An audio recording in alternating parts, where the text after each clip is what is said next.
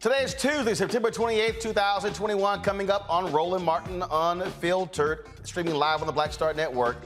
Senator Tim Scott.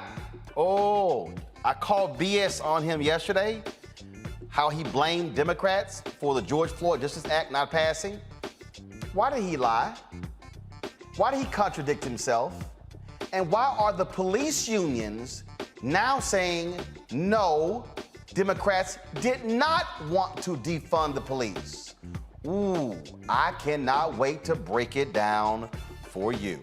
An arbitrator rules against Donald Trump in the non-disclosure agreement dispute with Omarosa Newman. She'll join us to discuss her big win over the loser, Donald Trump. On trial for wire fraud, theft, and embezzlement, a Tennessee state senator is fighting back. She's already acquitted on 15 to 20 charges. We'll talk with the president of the Memphis NAACP and the president of the National Bar Association about her case. During today's Senate Armed Services Committee hearing, General Mark Milley laid out Arkansas Senator Tom Cotton. That ain't really hard to do because Tom Cotton is a white nationalist. General Milley schools Cotton on what it really means to serve the commander-in-chief. Survivors and descendants of the 1921 Tulsa Race Massacre are asking an Oklahoma court to give them reparations. And Treasury Secretary Janet Yellen says the U.S. could run out of money by next month because the Republicans refuse to lift the debt ceiling. Also in Education Matters, we'll talk to a man who created a resource to help students, parents, and teachers for free. And today's craziest white person doesn't have a job because he refused to deliver FedEx packages to people who supported President Joe Biden, Vice President Kamala Harris, or even Black Lives Matter. Folks, it is time to bring the funk on Roland Martin Unfiltered, streaming live on the Black Star Network. Let's go. He's got it. Whatever the biz, he's on it. Whatever it is, he's got the scoop, the fact, the find. And when it breaks, he's right on time and it's rolling. Best believe he's knowing. Putting it down from sports to news to politics. With entertainment just for kicks, he's rolling. It's on go, roll, y'all. It's Roland Martin, yeah. Rolling with Roland now. He's funk, he's fresh, he's real, the best, you know he's Roland Martin now.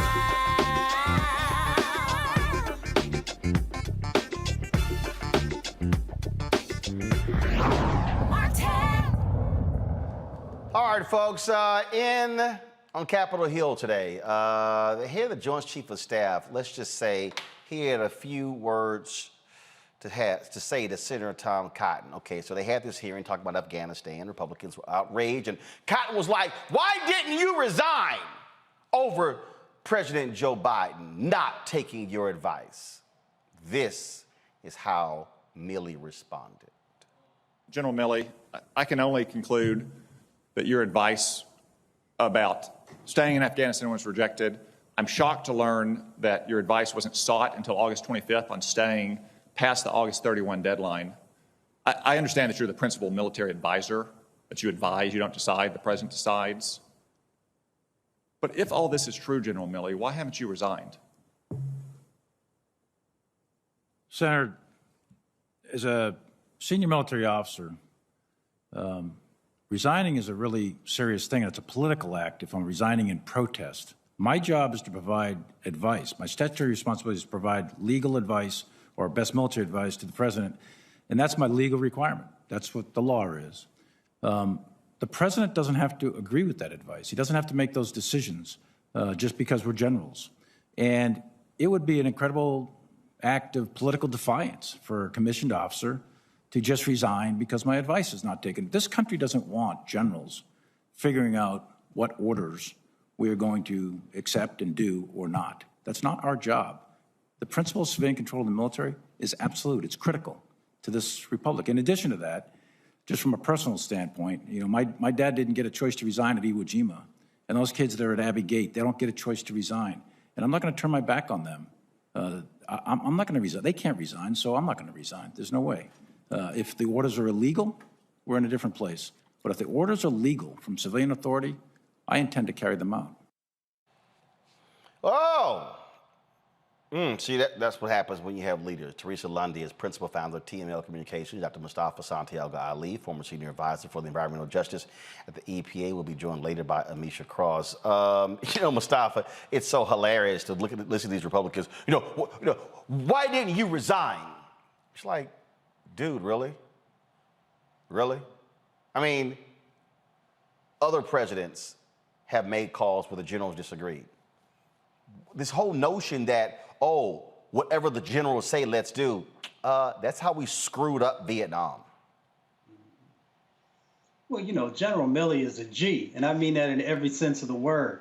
He understands what honor is. He understands what respect is. He also understands his oath.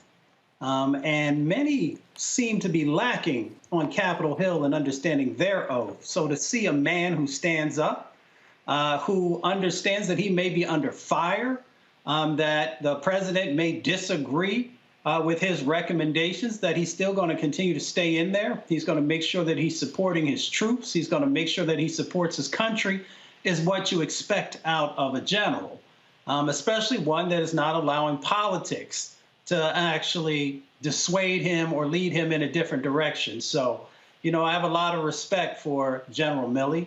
I know it's not an easy position that he's in, and he's going to make mistakes like everyone else, but you have to give it up to a person who stands on their principle and is willing to stand in the fray. It really is hilarious to watch Republicans repeatedly, Teresa, try this little silly game of how dare you disagree with the generals. When the fact of the matter is we elect a president to be the commander-in-chief. That's what it's all about. And Republicans are real good at then, when they disagree with an action, then all of a sudden, how dare you? Yeah, it's very interesting because Republicans' talking points is all about following the Constitution, following the laws of the land. But when it is in the reverse, you always seem to hear the you're not on the right track, or it's not a part of the agenda. So not only is it funny, I find it, kind of disheartening, just even as an American, as we pay our tax dollars into the system, because if we're not listening to the right stance of government as it relates to some of these foreign issues, then I think we're in a very difficult place. So Republicans will continue to allow themselves to act like they are the know-alls of situations versus trying to actually figure out a plan of action so we can get to a better place. Yeah, it is repeatedly. It's just repeated. The game that they play and just how nonsensical it is. It's just like this whole issue over the debt relief. You have Treasury Secretary Janet Yellen, who says we are going to run out of money next month because of Republicans choosing not to vote to increase the debt ceiling. Now, remember, let me say this slowly, folks. During the presidency of Donald Trump, Republicans added $8 billion to the, no, I'm sorry, $8 trillion to the federal deficit. 8 trillion. When they needed to raise the debt ceiling, did the Democrats go, no, you do it? No, they said, America has never defaulted, and we won't. But now Mitch McConnell is saying, hell no. Y'all want to raise it? Do it without us. This is what Chuck Schumer said. Republicans really want to see the debt ceiling raised without providing a single vote. I'm prepared to hold that vote. Leader McConnell today acknowledged addressing the debt limit is an urgent matter, but it's his party that's standing in the way of a quick resolution. This could get done today. Same thing, Teresa. And this is what I keep saying to Democrats. Y'all trying to play by the rules. They ain't playing by rules. They playing hardball. And so if you don't respond in kind, you're going to get rolled. And that's exactly what we're seeing here. I think if we had came with a stronger position, and really started to put the agenda and allocated the funds where they needed to go, and when we had power, we should do it. I don't see what the holdback is, but I'm sure there's a lot of areas that we are not seeing. But I think overall, the goal was to make sure that we do not default. The goal is to make sure that the budget allocation is right and it's fitted for our country. Because again, when Donald Trump was in office, there was no scale to how much the country was spending. And now that he's out, it's almost like it's going to Biden's administration. So I think they never really got their hands around it. And of course, the time is really running out here in order for a decision to be made. And here's the whole piece. So, all right, now, Democrats, you got 50 votes. Take a vote. And if Manchin and Sinema or somebody else chooses not to vote, guess what? Blame them. That's exactly right. It's amazing. We voted for many Democrats because we believed in what Joe Biden's vision was for the country. And to have, a couple of folks, we might as well just call their names out, Senator Sinema and Senator Manchin, to not get on board and do the right things, which actually helps to protect our country in so many different ways. It sends a very clear sign about where their allegiances may actually lie. If you allow the country to default, I want everybody to just think about how you maybe over time have taken a hit to your credit and how it cost you more for everything in your life because of your credit being impacted. It's the same thing for countries. If you default, then that means that you are going to have a lower credit rating, and then you are going to end up paying more for everything. And then it also does a number of different other things on the international scale as well, where folks can no longer trust your currency, and folks can no longer trust many of the things that you're saying. So there are all these ripple effects that Republicans understand very well.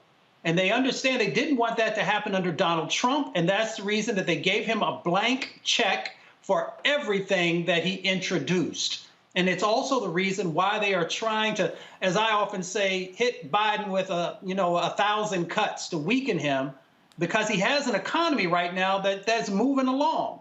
So they've got to figure out a way to get something to be able to talk about in the midterms that will resonate with everyday hardworking people, and that means you got to impact the economy. So here's the deal. Government funding expires on Thursday. And what I keep saying to people is we see the game that they're going to play. This is what they do. And so you got the 50 votes. Use them. See, this is where, I'm sorry, where you're Manchin or Sinema, y'all keep talking about bipartisanship. If these punk-ass Republicans won't even vote to increase the debt ceiling, they were never going to vote for the George Floyd Justice Act. You're never going to find 10 Republicans to support the For the People Act. They don't exist. It is a phantom notion that you can find 10 Republicans to go along with one of those measures. Yeah, people are still playing politics up there, and they're really not thinking strategically. Roland, you've been saying it from the beginning that, if the votes are there, then we should use them. And if the votes aren't there, it's almost like we're beating the horn, continuously with no response. So, we don't want the government to run out of money. But again, we have to use the power that we have as Democrats and those that we voted into office. We expect them to do the right thing, especially as it relates to our country. All right, folks, let's talk about doing the right thing. Donald Trump, we all know he lost, even though he refuses to accept that he got his ass whooped. Well, guess what? When you get checked out of public housing like he did, that means you lost. No, you didn't win. And he keeps losing. They lost in court numerous times when it came to, again, his lying claims about him winning the election and it being rigged. It wasn't. It was a lie. It was a big-ass lie. Now he loses again. I remember all the names that he called his former aide, Omarosa Newman. Well, this whole issue about this non-disclosure agreement. So he required all of the people working on this campaign to sign NDAs. The fool even had the people in the White House sign NDAs. Y'all, they're taxpayer funded. You can't do that. So they went to arbitration. Well, an arbitrator agreed with Omarosa with her argument that the non-disclosure agreement she signed while working for Trump's 2016 campaign is invalid under New York contract law. Now, he sued her after she released her 2018 book, Unhinged, an insider's account of the Trump White House. Well, she joins us right now from Jacksonville, Florida. Omarosa, glad to have you here. In addition to winning, the campaign has to pay your legal fees? Yes, they do. They have to pay my legal fees and all costs as well. So it's quite a victory, but also a victory for all the other staffers who have been gagged and who have been silenced and not able to share what they've experienced during their time in the White House or on his campaign. So because this arbitrator's ruling, so if anyone else who signed, again, NDAs with the campaign, are they now free to talk, or could he just try to sue them and then force all of them to go to an individual arbitrator as well? Yes, certainly. Because of this decision, which is a bit groundbreaking, it basically throws out his NDA as it relates to the campaign as well as to the White House. As you said, it's unprecedented that he had White House staffers sign NDAs, but particularly with these NDAs that he's used the same template, by the way, for years. And the arbitrator said it was just too ambiguous and too vague, and he threw it out. So anyone else who finds himself being sued by Donald Trump, like I have, will be face-to-face with him. And he has already taken an L in this area, and they probably would be victorious. So clearly his camp not particularly happy that he lost, and he called you all sorts of names after your book came out. He actually gave a statement, which I'm so glad that most of these newspapers have decided not to print the statement. He gave a statement this morning in response to the decision, and it said nothing about his loss. He only attacked me and my character and wished me great failure in my life forever. It was just bizarre. And I'm just grateful that he doesn't have Twitter, because I'm sure he would have continued with the insults and the name calling. Oh, I didn't even realize the idiot sent out a statement. He did. And so let's see here. Let's see here. The only publication that printed it was The Hill. And so, well, first of all, let's just be clear. The Hill is the Hill is a right-wing outlet. Yes. That's what they are. And the guy who owned it, he was trying to do deals with them. So let's just be real clear in terms of what they are. They are indeed in Oregon. And you're right. I mean, he's pissed off that he doesn't have Twitter to attack people, and then the press breathlessly reports everything that he says, aiding and abetting whatever he wants to do. Well, I think the biggest, injury to his followers is this was the campaign that sued me. So all of those individuals giving donations to Donald Trump and going out to his rally and buying all of his items to support his funding, the money to reimburse my attorney for my legal fees and all my costs, which is well into the 7 figures, are going to come from those low-dollar donors who have supported Donald Trump. And he continues this grift. He continues to take from these followers, acting as if he's going to support them or try to improve their lives. Instead, he's just utilizing it to fund all of these frivolous lawsuits. And so the sad part is all of that money that he's about to pay me is coming from his supporters and from donors who've tried to, further his political career. And that's really what that whole thing, a grift is. And they're just funding his sheer stupidity. And I said it, and I don't care. If you're a MAGA person giving money to Donald Trump, you're stupid as well, because this dude is playing you like he played folks from day one. Yes, but I have one more lawsuit left. Donald Trump utilized the Justice Department to go after me in another unprecedented lawsuit. So I'm still facing legal situation with him. He decided to sue me for a document that I attempted to file. Of course, he blocked me from filing and then sued me. And under this particular act, only 2 people in the history of the act in 20 years have been brought up, and the largest fee that they've ever seen has been about $1,500. Donald Trump has asked that they fine me $60,000 for a late form, essentially, which would equate to about a $25 fine. But again, he is utilizing the government to go after his political rivals. And so hopefully very soon, the Justice Department will make a ruling about that frivolous lawsuit as well. And obviously, what is amazing is that what he did in that case, just sheer silence from Republicans who clearly had no problem with him using the authority of the Justice Department to attack people he didn't like. Yeah, you know, there's so many lawsuits that he filed while president, and he asked the AG at that time to go after all of the individuals who decided to speak out, to shine some light on the wrongdoing, who decided to be a whistleblower.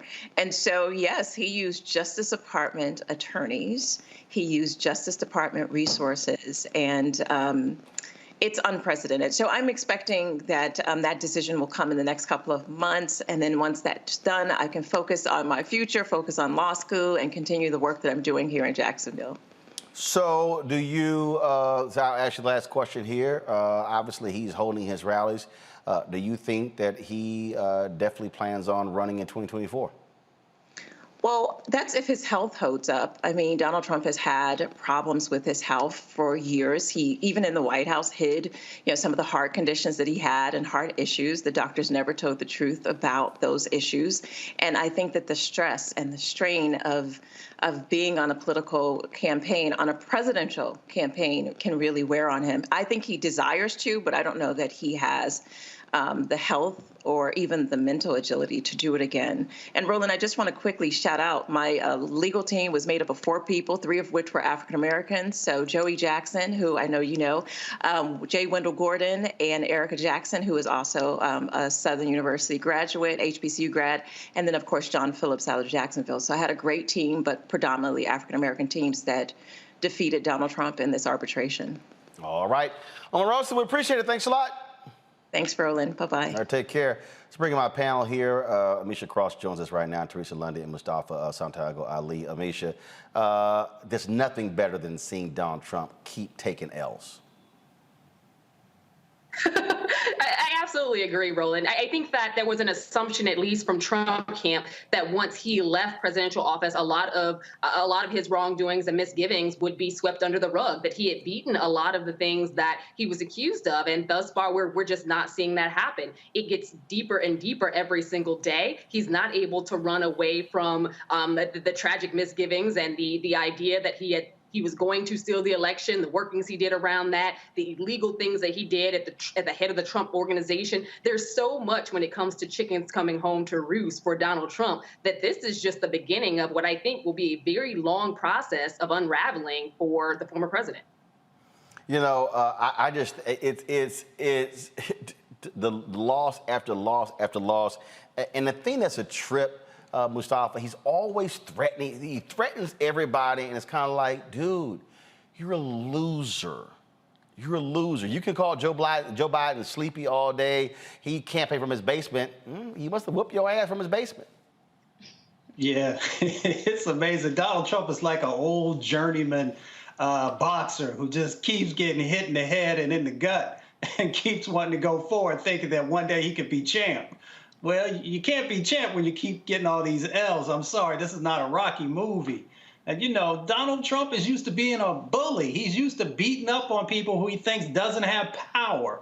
And because he thinks they don't have power, he uses those NDAs and other legal sort of ways of kind of jacking people up. But, time is up. You no longer can do that type of stuff. So whether it's New York State coming for you or the feds coming for you or a number of other bad business deals where people are now coming for you, you're going to keep taking L's. So you should just go ahead and sit down and fade off into the sunset Because if you keep trying to get back up, folks going to keep knocking you down. This is why, Teresa, as Mustafa said, when you're dealing with a bully, you punch a bully in the face. Yeah, and I think, Omarosa's account of her history and the many others that written books and has done talks about their what's going on in the White House under Trump. Again, this is a history-breaking moment, and I believe that there's going to be a lot more wins coming from individuals, consultants, and even staffers. And I do think it's a win for everyone else. I mean, because those who have worked on political campaigns know that there is a lot of stress. There is a lot of inside moves that sometimes you can talk about and sometimes you can't. And so you just really have to make those strategic decisions with the candidate that you ultimately choose. So it is what it is. I think Donald Trump probably needs to find a new law firm, or maybe he should just stop trying to sue people since it's not looking good. Keep bullying folks, then you're going to get your behind whooped. All right, y'all got to go to break. We come back on Roland Martin Unfiltered. We'll talk about a case out of Tennessee where feds are going after a state senator there. They hit her with 20 charges, 15 have now been thrown out. We'll talk about that with the head of the National Bar Association and the head of the Memphis NAACP. Also, Senator Tim Scott, he was quite busy on the Sunday shows, blasting Democrats for walking away from the table and not negotiating fairly and trying to defund the police. So why are two major police unions saying that's a lie? And also, y'all remember what I told y'all yesterday when Tim Scott was making a point about how Democrats wanted to withhold funds, so therefore he called that defund the police. Why did he say the exact same thing a year ago? Yes, I'll be exposing the lying hypocrisy of South Carolina Senator Tim Scott on Roland Martin Unfiltered and the Black Star Network after this break. I believe that people our age have lost the ability to focus the discipline on the art of organizing. The challenges, there's so many of them and they're complex, and we need to be moving to address them. But I'm able to say, watch out, Tiffany, I know this road. That is so freaking dope.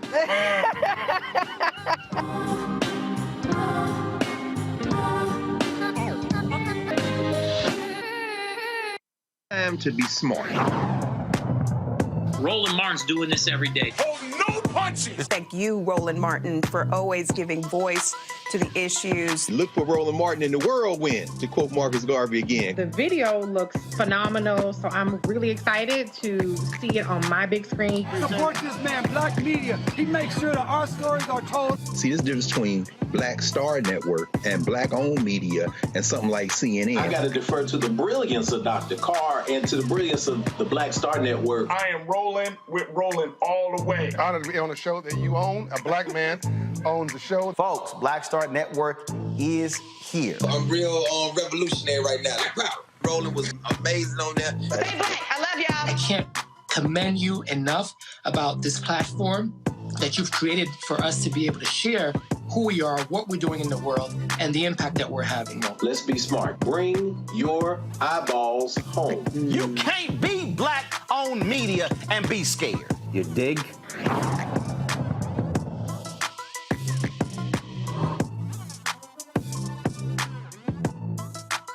Hey, I'm Amber Stevens-West. Yo, what up, y'all? This is Jay Ellis, and you're watching Roland Martin Unfiltered.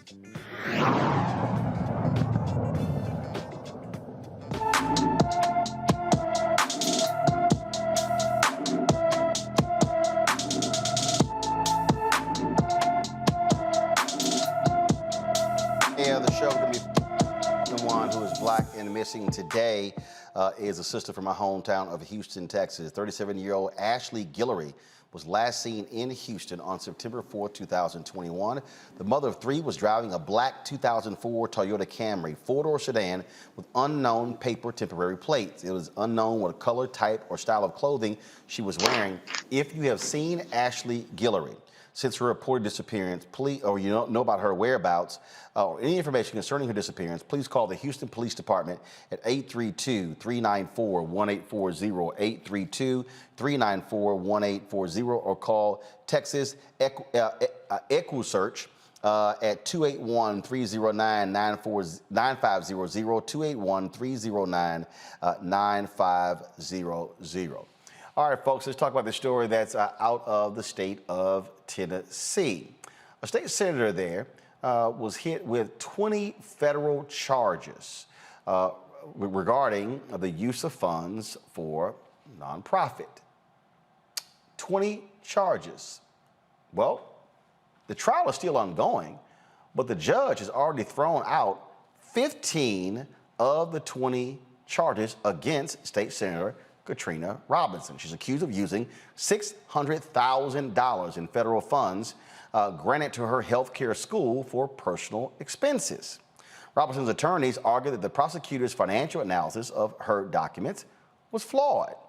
She is still on trial, as I said, for the remaining 5 charges. Van Turner, attorney for the president of the Memphis NAACP, joins us from Memphis, and also Judge Carlos Moore, president of the National Bar Association, joins us as well. Glad to have you both. I'll start with you, Van. You are, of course, again, with the NAACP there, an attorney as well.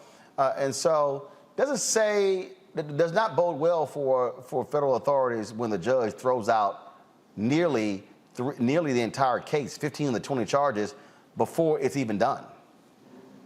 Yeah, I would agree. And so a large part of, as you stated, the claims have been thrown out. What was, say, a figure of $600,000 that they say was defrauded and unlawfully taken has now dwindled down to, I think, less than about $5,000. And so I was actually in court for a little bit today. But, we still have those 5 claims to deal with. And I think a lot of those claims deal with reporting and not necessarily fraud. So these are sort of civil claims and not criminal claims. And so hopefully the jury will kind of sift through all of what's going on.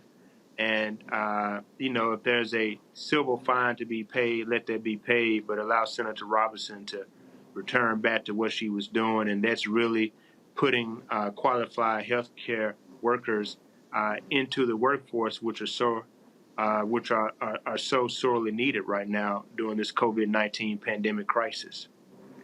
At her accusing her of using the money for her wedding, a Jeep for her daughter, handbags, and other items.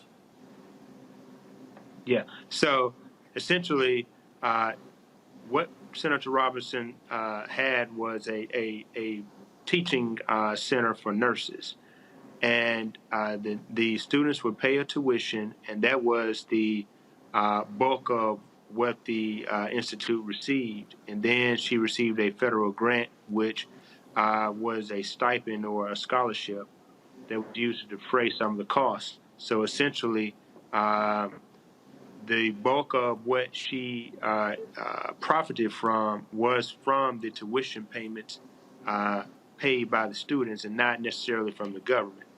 And so I think that's been her argument throughout the trial.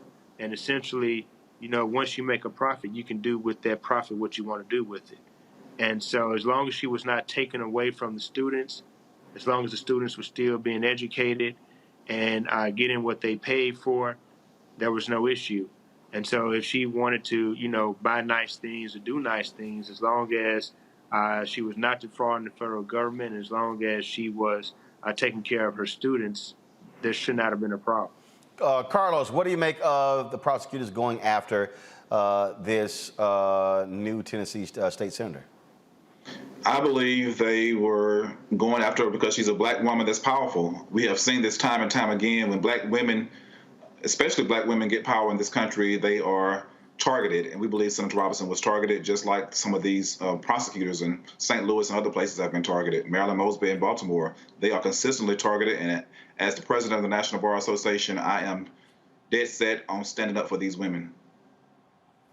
So the judge issued the oral ruling on Monday. The trial resumed today.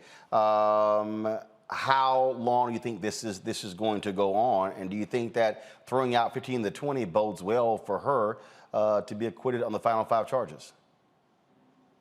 Yeah, it's hard to tell. You can't read the minds of a jury. I'm sure Attorney Moore would tell you when you start trying to read the minds of jurors, you always can mess up. However, I think this is a good sign for Senator Robinson. She has a very good legal team that's working with her. And essentially, the state has, the federal government has rested. And so today was the first day that Senator Robinson took the stand. So the defense is now presenting its case in chief. And so, Roland, what you had was after the state presented their case, it took about a week. The defendants or the representatives of Senator Robinson moved for a directed verdict to say the state has not proven their case, and they moved for acquittal on all 20 counts.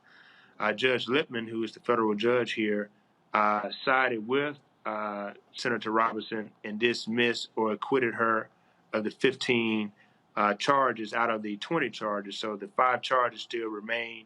And so Senator Robinson again took the stand. Today was the first day of her taking the stand to defend against those 5 counts. And at the end of the day, the dismissal or the acquittal of those 15 counts reduced that amount of money in contention from $600,000 down to, close to probably around $5,000 or so. So that was a huge move by the judge, unprecedented actually. And I think that probably ends up boding very well for Senator Robinson and her defense. Carlos, final comment. Yes, I agree that should bode well for Senator Robinson. As Attorney Turner stated, we can never read the minds of the jurors, but I would take comfort in that 15 of the 20 charges have been dismissed basically by the judge, and that sends a resounding message to the prosecution, to the government. All right, then. Gentlemen, I certainly appreciate it. Thank you very much for joining us. Thank you, Roland.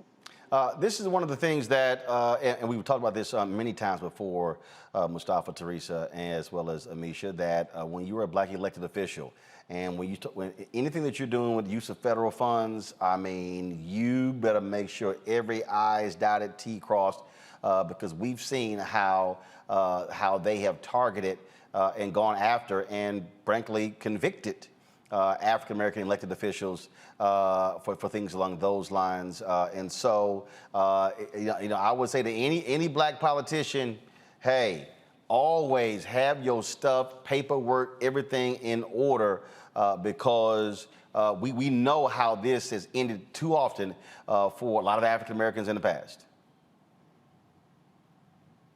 You're absolutely right. Look, I'm in the Commonwealth of Pennsylvania, and the amount of elected officials from local, state, and federal have been accused and convicted. We either have an overzealous prosecutor, or we just have individuals who don't have the right finance compliance manager. And that person will get especially a black elected official, in trouble, or they'll hold that information while they're a candidate and wait until they're elected to make sure it's brought up in the spotlight. So I think, again, if we got to make sure we put the right people in place, first and foremost, but two, we have to have the right compliance manager, especially if accounting and I guess providing some of these documents to the FBC or to the state compliance is not your specialty. Mustafa. Well, we always know that black elected officials are always in harm's way, and there is a double standard. So what I share with folks is, one, make sure that you always have a great attorney and have a great accountant. That accountant can help you to make sure there's no commingling of funds or that there are any improprieties that folks will use against you, because folks are looking for something. I know at least of a handful of black elected officials that I know personally who have had to utilize a huge amount of money to defend themselves just to be proven innocent. Now, let's also just couch that by pointing out that there are folks on Capitol Hill right now who actually made huge amounts of money because of their insider trading knowledge, around COVID-19 and their sets of investments that still haven't been brought to justice. But of course, we know when you have a darker hue, if that situation had gone on, it would be a different situation. And we know that many of our brothers and sisters who are in office are in the crosshairs, because there are those who don't want them to have the power to be able to do the right thing. So you got to keep your game tight. And so we're certainly waiting to see what happens in this case. But again, when you're dealing with these U.S. attorneys, and someone should be asking questions of this prosecutor, Amisha. You take someone to court, 20 charges, and hell, they throw out 15 of the 20 before the trial is even over? See, he got what, and I think the party got what they wanted out of this. It was used to taint the waters, to throw sharks in the water, because at the end of the day, we have an elected official who is doing what the majority of the state of Tennessee is not. We have to remember that Tennessee, with the substitution of Nashville and Memphis, is by and large a very red state. So when you have a representative who is out there doing what she needs to do, trying to get people the healthcare access that they deserve, trying to ensure that those who need the COVID-19 vaccine the most, those who look like you, I, and everyone on this panel, are going to get that level of access, training and ensuring that funding goes to nurses and this new wave of healthcare officials that represent the communities they serve. That's not necessarily something that the Tennessee General Assembly or the governor of Tennessee actually wants to see happen. So they're doing this to basically throw the sharks in the water, raise a level of ire about this woman, to diminish her in the role that she's doing and the good work that she's doing on the ground. They came at her knowing that much of this was much ado about nothing, but it doesn't matter once you've already created this aura about an elected official who just happens to be a Black woman, a newly elected official, and the fact that they are consistently saying that she is using money illegally to benefit and profit herself. That's what they ran through the tabloids across Tennessee. That's what they ran in the Tennessean, the newspaper of the state of Tennessee, the newspaper out of Nashville. That's what they ran in several publications across the state and on major media across the state as well. This has been in the water for a long time. They got what they wanted out of it. It wasn't necessarily fully about prosecution as much as it was diminishing her and ensuring that it would be a tough road to hoe when it came to her having a name that was clean. All right, then. All right, folks, going to break when we come back. Senator Tim Scott. Yeah, he's been talking to everybody, blasting Democrats, making it sound like that he was, just all on the up and up when it came to George Floyd Justice Act.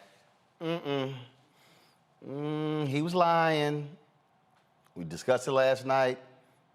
Part 2 tonight, next. Roland Martin Unfiltered. Before we go, be sure to join our Bring the Funk fan club. Here's the information to give. Cash App, $RM Unfiltered. PayPal.me/R Martin Unfiltered. Venmo.com/RM Unfiltered. Zelle is Roland@RolandSMartin.com. Roland@RolandMartinUnfiltered.com. Trust me, y'all want to text you if you don't want to miss this next segment. See, this is why when you're independent and Black owned, you can speak truth. That's what's going to happen next. You ain't going to get this on the other networks. We'll be back in a moment.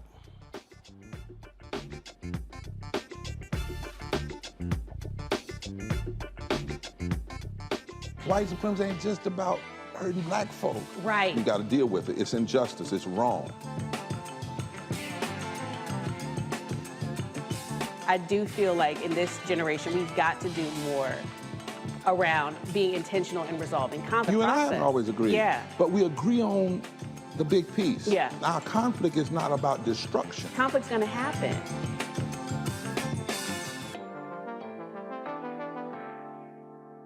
It's time to be smart. When we control our institutions, we win. We win. This is the most important news show on television of any racial background. Y'all put $2, $3, $4, $5, $10, $15, $20, $30 on this and keep this going. What you've done, Roland, since this crisis came out in full bloom.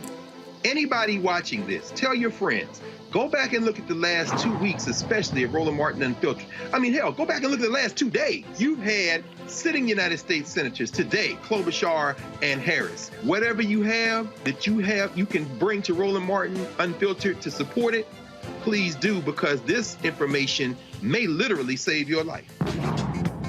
Watch Roland Martin Unfiltered daily at 6 p.m. Eastern on YouTube, Facebook, or Periscope, or go to RolandMartinUnfiltered.com.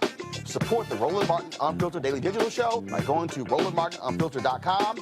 Our goal is to get 20,000 of our fans contributing $50 each for the whole year. You can make this possible. RolandMartinUnfiltered.com. Hey, what's up? This is Marlon Wayans. No, it's not Keenan. No, or as some of y'all say, Clignon. No, it's not Damien. It's really, and it's not Damon, because I do not have a bald head. It's one of the Wayans. It's not Winans, because they have been coming up to go, hey, how you doing? I love the Winans. There's no BB and no CC in this family. There's Kiki and Damon. So I am one of the Wayans brothers, or as you may want to call fraternity population. There's the Chinese, and then there's the Wayans. There's so many of us. 7 Wayanses was born during this drop. So you are watching my man Roland Martin, who really is swagged out. I want to give a big shout out to my man Roland Martin, because he inspired the generation. He's the one that got Al Sharpton in the gym doing selfies. He got at Reverend Al was like, oh, I see Roland trying to look like he got a little 2-pack. I'm going to get him one better. He's the one that got Al doing the one-handed almost push-up on the desk. So Roland Martin is the inspiration behind that. So be sure to tune in and watch. Roland Martin, Unfiltered.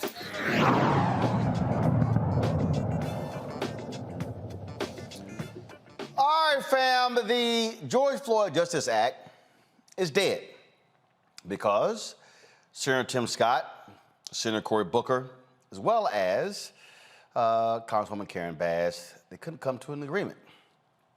Scott spent lots of time on the Sunday shows, Fox News, Face the Nation, blasting Democrats, saying it's their fault. They walked away. So here's what he said on Face the Nation, talking to Margaret Brennan. He was talking about who caused the problem. Who caused the problem? And it was interesting because we played this 2-minute clip yesterday. And the reason I thought it was very interesting as he was talking to them, because he was real clear. It was they were sitting here and they were trying to defund the police, and they were just wrong, and how dare they, and it was their fault. And then it was Senator Cory Booker.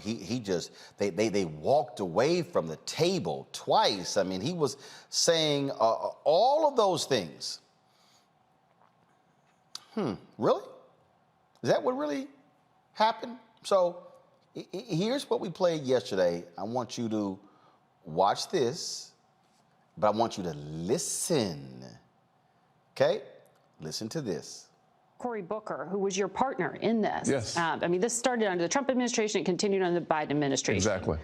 When Republicans in control, went nowhere. Democrats in control, it's going nowhere. But both times, the folks that left the table were the Democrats. Let's just be clear that we have stayed at the table. The Justice Act provided clear direction to improve the quality of the experience for the communities at risk and the law enforcement officers who patrol those areas. So if you're still at the table, was the issue that you just couldn't deliver Republican votes? Absolutely for not. What Senator Booker proposed to you with what he has described as this compromise? Once again, the fact is that last time around we gave them 20 amendments to change the bill in any way they wanted to. This time we said simply this: I am not going to participate in reducing funding for the police after we saw major city after major city defund the police. Many provisions in this bill that he wanted me to agree to limited or reduced funding for the police. That's a lose. That's a lose-lose proposition. When you reduce funding for police, you actually lose lives in the communities. Our approach was a win-win approach. We want the best wearing the badge, and we want the vulnerable protected. So when you tie funding losses in this legislation, you should expect an allergic reaction from me. But they would say, and Senator Booker's team has said publicly in interviews he's done, that there wasn't a net loss of funding. In fact, there was funding being increased in terms of increased mental health funding specifically, that there were specific programs for recruitment and training funding increases, body-worn camera funding increases, data collection. Yes, so that's not cutting funding. It's might be allocating it in different ways. Actually, here's what we know. We have about $1 billion in grant money that goes to police. When you start saying in order to receive those dollars, you must do A, B, and C, and if you don't do A, B, and C, you literally lose eligibility for the two major pots of money, the burn grants and the COP grants. When you tell local law enforcement agencies that you are ineligible for money, that's defunding the police. There's no way to spin that. You can spin it by saying— But this would codify the Trump executive orders. Let me finish. The Trump executive order, I actually agreed to. What I did not agree to was the cuts that come from non-compliance. Okay. So he said, I did not agree to the cuts of non-compliance. But did he remember what came out of his mouth a year ago when he was talking to Judy Woodruff on PBS? Roll it. Thank you so much for joining us. I want to ask you first about some of the Democrats' reaction. They are saying, yes, this is a move in the right direction, but the Senate Minority Leader Chuck Schumer said today that it doesn't rise to the moment. We heard House Speaker Nancy Pelosi say it's inadequate. Do you think you will be able to get enough Democratic votes to get this to a debate and a vote on the Senate floor? Well, if we do not, then they'll have to explain to the families that I met with yesterday at the White House and the families that I met with yesterday in my office on why we're not willing to take seriously some of the changes that are important to those families who've lost loved ones because of the police interaction. This bill, modeled after much of the House bill, is an important step in the right direction. It also includes the focus of the president and the priorities in the executive order. So we have a chance to do something meaningful for the American people, especially communities of color who are losing confidence in the institutions of authority in this country. Well, Senator, as you know, Democrats are calling for an outright ban on certain measures like a chokehold or the so-called no-knock warrant. Yes. In your proposal, you are saying these things should be tied to federal funding, that if departments go ahead with them, they risk losing funding. And yet you also said today that this is something that should be debated. The chokehold should be debated for the American people to hear. So it sounds like you're open to a complete ban on a chokehold. Is that right? Well, I would say it this way. My legislation gets us to the position where if you are a law enforcement department that does not already have a ban on chokeholds, you do not have access to the federal funding. The House bill does not have the ability to actually, in my opinion, ban chokeholds. What they do is they defund states' revenue streams from the federal government. It's kind of the same thing, to be honest with you. The fact of the matter is that policing is a local government decision, not a federal decision. So I'd love to see how the Democrats thread that needle from federalism and the local department's ability to make the decisions.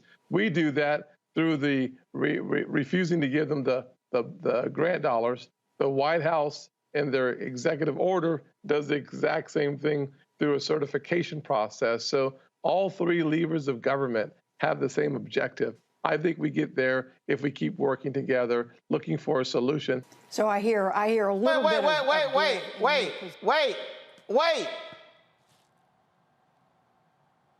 He just said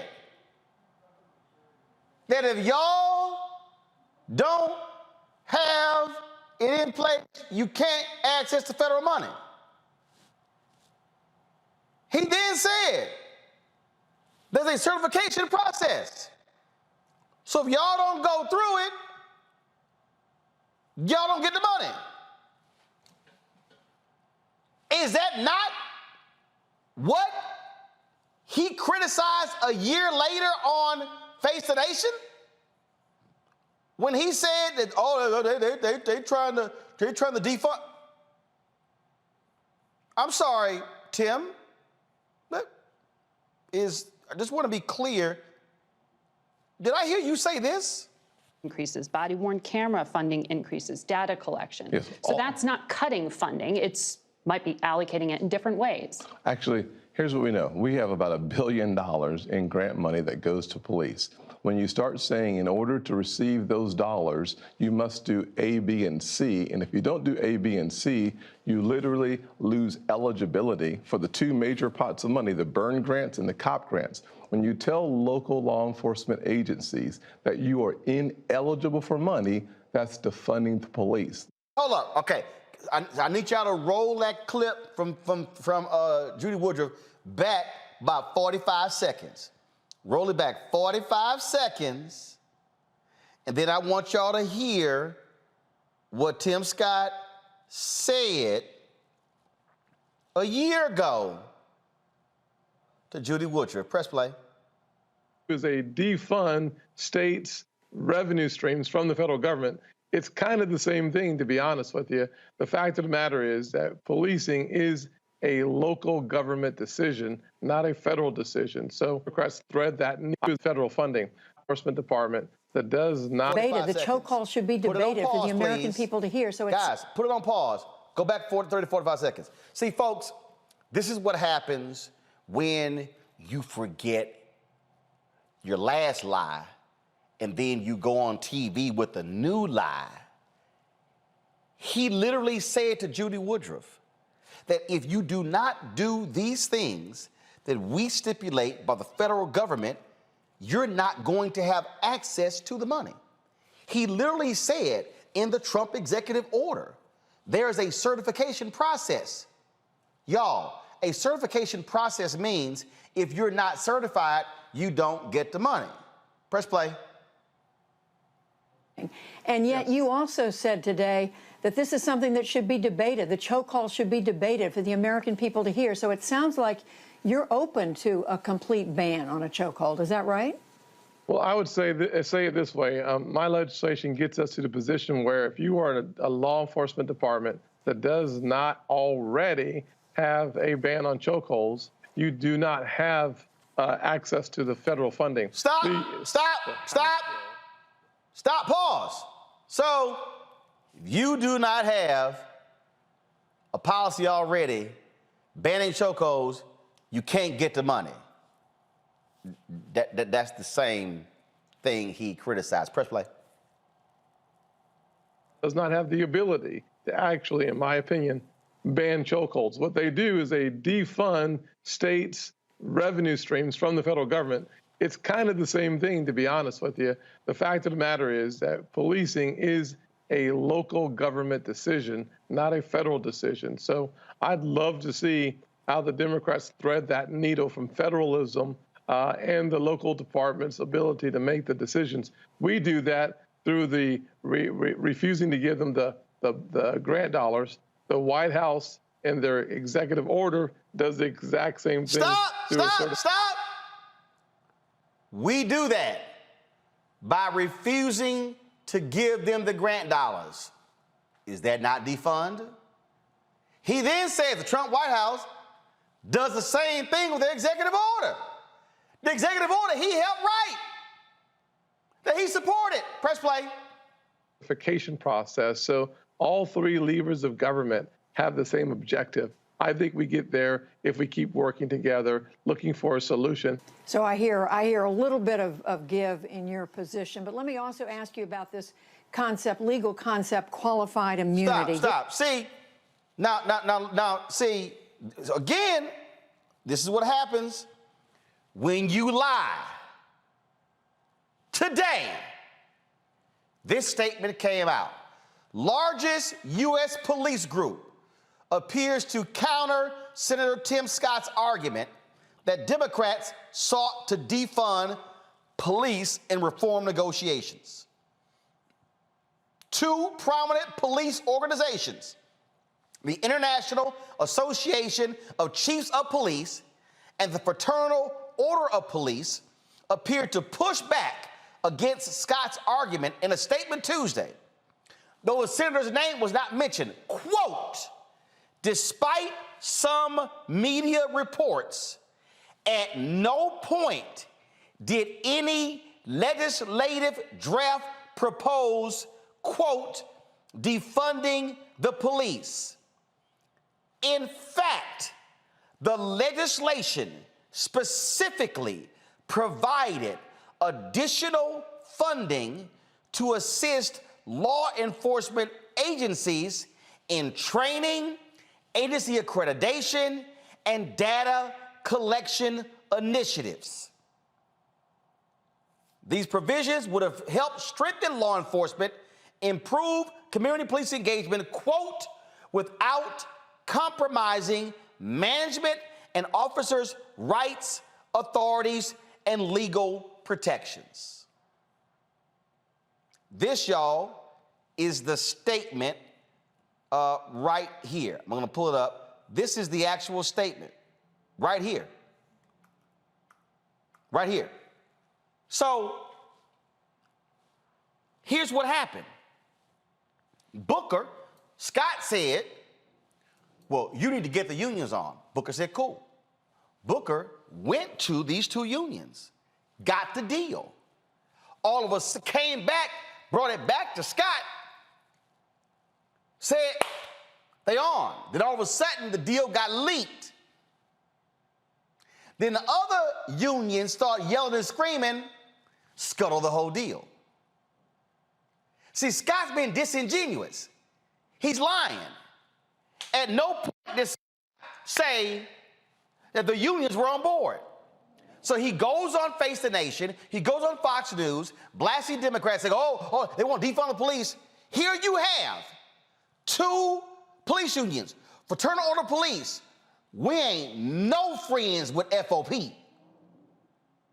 Admitting that's a lie.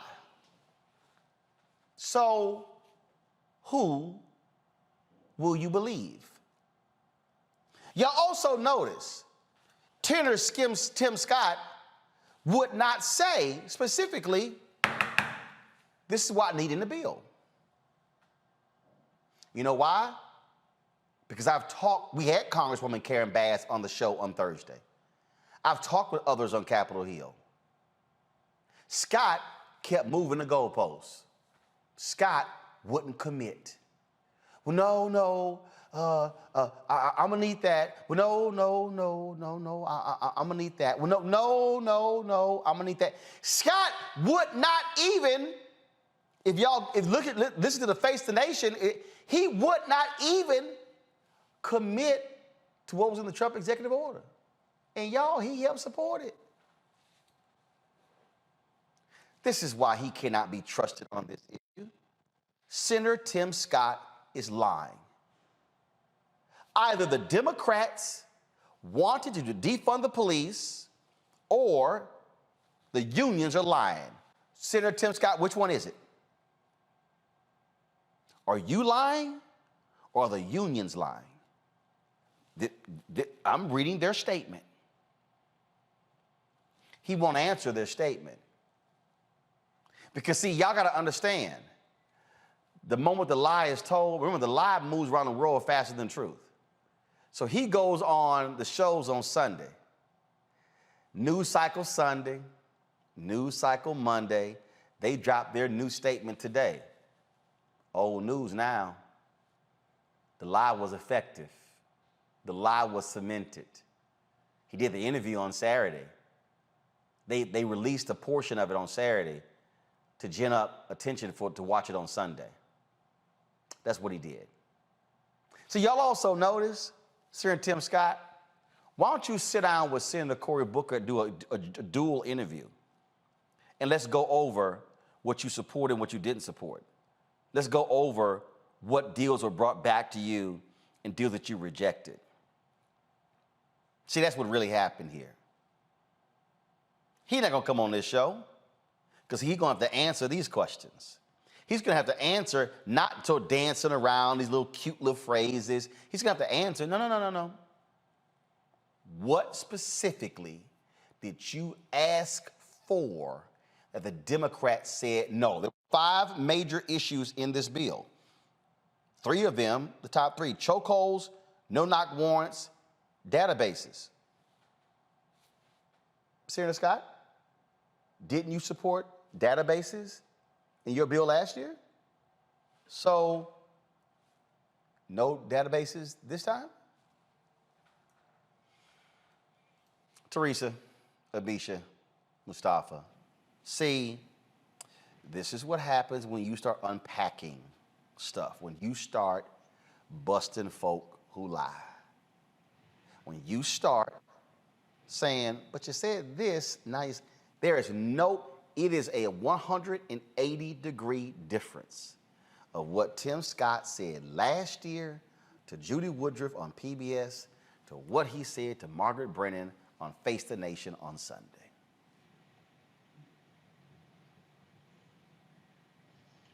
Any one of you can jump in. No, you're right, Roland. I think that we also have to remember that something else happened between last year and that Julie Woodruff interview and what happened over this past weekend. What we saw was a great mass of people who were marching, protesting, those on the right as well who wanted to get some level of attention during the election cycle, understanding that voters really cared about police brutality. I would argue that, and we've seen this in the numbers, that that level of people in the streets, but also that level of this being a top-line issue for not just the Black community, but adjacent communities that also saw it as important, has significantly gone down. And what Tim Scott did was take advantage of the increase in gun violence, and he's utilized that to be basically his standard bearer in terms of arguing that we need more police. The whole defund the police argument we know is a farce. Nobody within the construct of this legislation was trying to defund the police. That is not what that was about. What we also know is that tying specific elements of funding to a specific platform is nothing new, nor is removing said funding if an organization or if a state group or city-based group goes outside of that. We've seen it with community block grants, CDBG grants. We've seen it with grants to healthcare organizations. We've seen it with grants to education organizations. We've seen it with federal funding to basically anything that goes to the states or the city. So none of this is new. What Tim Scott did was make a disingenuous pact in the beginning because he wanted to have that leveraging point in media, and then came back to the mean because the rest of the Republican Party told him to, and because Tim Scott sees himself as somebody who's going to be running at the top of the ticket in 2024. He does not want to have anything on the mantle that looks like it is progressive. He doesn't want to have anything on the mantle that would push against what the commentary is running on Fox, on OAN, on a lot of these other conservative networks. He was going to always come back, and he needed the political cover. He needed the cover that came from this push to put more officers on the street, largely brought on by the rise in gun violence, which arguably we know how to reduce that as well, and Democrats have plans for that, and Republicans consistently push against them. But this has been a long time coming for Tim Scott. I don't think he was ever genuine about it to begin with. He was just taking advantage of a moment in which this was a platform issue, and the minute that moment started to wane, he decided to push go on something that the Republicans wanted to do all along, pull the rug out from under everyone when it came to true legitimate police reforms. See, here's the thing here, Mustafa. Tim Scott has never said, this is what I needed in the bill to move forward. If you actually go back and listen to all the interviews he's given, he has never definitively said, this is what I needed. No, it was always an excuse. It was always another excuse. And so Democrats were conceding. They would go back, and it was like one thing after another. And it was sort of like, okay, what is it? Like, dude, what do you want? I am told he was specifically asked, okay, Tim, what is it that you want for us to move forward? And he could not articulate that. He was not actually trying to move forward because he know, and you know why? I think that he knows he couldn't go get another 8 votes. See, here's other people don't understand. Senator Lindsey Graham met with the George Floyd family on the anniversary of the George Floyd's death. When I interviewed the family, I had the only interview with the family on that day when they came and met us down here at Black Lives Matter Plaza. They had a meeting, and Senator Lindsey Graham said in the meeting that I'm going to help Tim move this across the finish line. We think we can get 20 to 25 votes. Tim Scott, you couldn't even get 8 other votes. And so what does he do?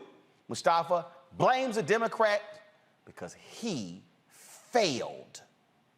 He could not convince his own Republicans to support a bill that he was their lead negotiator.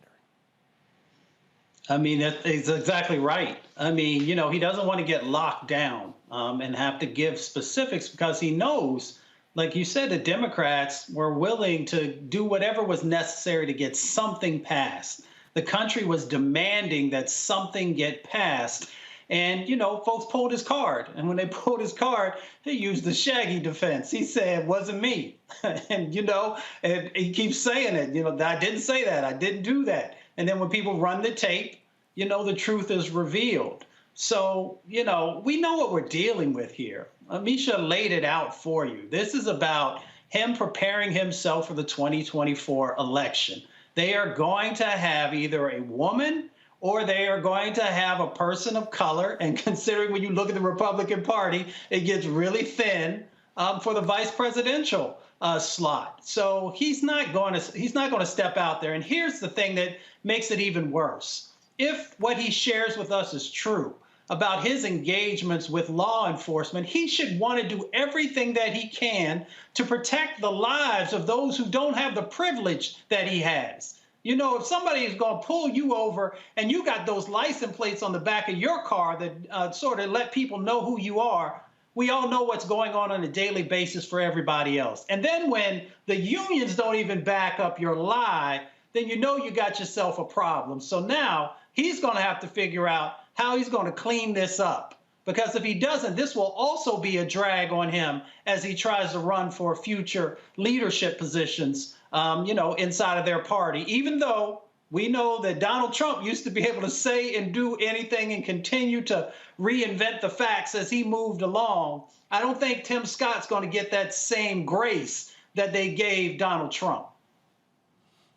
Teresa, I broke it down last night, and as far as I'm concerned, Democrats are being too soft, too weak in going after Senator Tim Scott. If that man's going to sit there and lie, I mean, the police unions, they have completely contradicted Senator Tim Scott. I don't understand why they are not firing back and checking them left and right by saying, no, you're lying. Absolutely. I think Senator Cory Booker, you know, is our lead spokesperson on this issue as it relates to trying to get this done. And I think he can speak to some of the actions that Senator Tim Scott has delivered, which was absolutely nothing. And it's unfortunate because, again, Senator Scott has been used. Of course, we knew that he wasn't going to have the votes. I think maybe in the early stages, he probably thought, you know, I am the Republican Party's, you know, golden child. I want to say boy, but golden child. As it relates to being the only African-American GOP, you know, force when it comes to criminal justice reform and any other things that, you know, may look like a progressive lens, but unfortunately, it always stops short. I think with Senator Scott, that's what it always looks like. It stops short on getting it done. But again, it looks like the Republicans have put up at least a fight to do so. And so, again, it's just an unfortunate appeal. Democrats need to do more. Senator Cory Booker and the rest of the Democrats need to call him out. I totally agree that the time is now. We can't wait till later. We can't wait until next year. And we just have to, you know, call him out for what it is. You lied. You didn't tell the American people the truth. You had a strategic plan on how you were going to roll out your communications. And you forget that people are pulling clips from a year ago. You forget that you are pulling clips for 6 months ago because you're saying contradictory things. And people do trust the unions. People do trust the working class. And so those, you know, working people who are saying, listen, you know what? Change definitely needs to happen, and reform definitely could look a little different. I think we need to listen to them and do something different. And again, folks, so what you're dealing with here, and just so y'all know, this is literally the actual statements right here from the International Association of Chiefs of Police and the Fraternal Order of Police, and where they lay it all out, and they said point blank, at no point did any legislative draft propose defunding the police. They said there was going to be an increase in funding. Then it says, our organizations remain steadfast in working with all interested parties who are willing to take a fact-based approach to enact effective and lasting change to avoid a patchwork of state laws that do not provide uniform standards and guidance to the policing profession. The IACP and the FOP will continue to embrace the challenge, instill strong values into our agencies and at all ranks, and hold ourselves accountable for our actions in order to build a more cohesive and safer future for our community. See, here's what that line, if y'all, and what I want y'all to do is, I want y'all to roll back the Judy Woodruff interview, take it back 60 seconds, because that line, because see, this is why y'all need to understand the breakdown. When they say to avoid a, first of all, fact-based approach, and then to avoid a patchwork of state laws that do not provide uniform standards and guidance to the policing profession, this is what they were referencing, because this is what Scott said 1 year ago to Judy Woodruff. Listen. Ban on a chokehold, is that right? Well, I would say it this way. My legislation gets us to the position where if you are in a law enforcement department that does not already have a ban on chokeholds, you do not have access to the federal funding. The House bill does not have the ability to actually, in my opinion, ban chokeholds. What they do is they defund states' revenue streams from the federal government. It's kind of the same thing, to be honest with you. The fact of the matter is that policing is a local government decision, not a federal decision. So I'd love to see how the Democrats thread that needle from federalism. See, that's the real issue right here. Senator Tim Scott and the Republicans, their fundamental problem is that they are all about states' rights. What those segregationist Democrats were in the 50s and 60s, that's who the Republican Party is today. States' rights, states' rights. You just heard him say, oh, it's really a matter of local and states' rights. Go back to the police statement. This is what the police statement said. We're willing to take a fact-based approach to enact effective and lasting change to avoid a patchwork of state laws that do not provide uniform standards and guidance to the policing profession. So Senator Tim Scott, Amisha, Mustafa, and Teresa, is complaining about saying, oh, Democrats, y'all want federalism, federalism, federalism. Y'all want federalism. And here you have the police unions who are saying the problem is when you have different laws in South Carolina compared to Mississippi, compared to North Carolina, compared to Idaho, compared to Wyoming, compared to California. We need a, quote, they want a unified standard and guidance to the policing profession. And Scott is saying, Democrats, no, we're not going to do that. It's not even only disparate across states, it's disparate across cities within the same state. So I think that there has to be something done that helps to not only give people faith in the system, but also to legitimize it, where you won't have chokeholds happening in one police precinct or in one city 20 minutes away from one that has already banned them, where you won't have officers that have committed atrocities towards African Americans, some of them deaf, some of them extreme cases of brutality where they nearly killed somebody, and then they just go one precinct over and get another job. I think that there's something to be said here about the reluctance of and the push that Tim Scott did, because this was a general bait and switch. And he had it in his mind. This was a part of a formula from the beginning. And he wanted to ensure that he ran the clock down. That's what all the stalls were for. That's what all the back and forth was for. He wanted to ensure that this was no longer a top of the line news story as it was in the summer, the fall, the winter of last year and the early spring of this year. He wanted to make this a waning political policy issue, because he knows that despite the elongated fact-based findings that we have reduced, the things that we've talked about on this show, the things that I've heard on other shows as well, at the end of the day, Republicans don't care about facts. They don't give a damn. And having a playback of what someone said last year versus what they said this year, Republicans are very used to this type of rhetoric because they want what they want and they will take it by any means necessary. Right now, they're running on a defund the police, anti-defund the police mantra, and they've seen gains across the country in doing so, and they think it's going to help them in midterms as well. They're not going to let that go. Again, here's the whole deal, Teresa, from a messaging standpoint, and Mustafa. If you're Democrats, you ain't got any room margin for error. You need to be out there messaging point blank saying, yo, we were ready. He failed. He was the one who couldn't deliver. And frankly, I'm sorry, and I said to Senator Cory Booker, I saw his appearances, they were weak. It was weak sauce. I'm sorry. The man is hitting you with a sledgehammer, and you coming back, well, I'm not gonna get into name calling. He was my friend, I'm gonna extend him grace. Damn that. No grace. No grace. You gotta get right to it. Final comment, Mustafa and Teresa.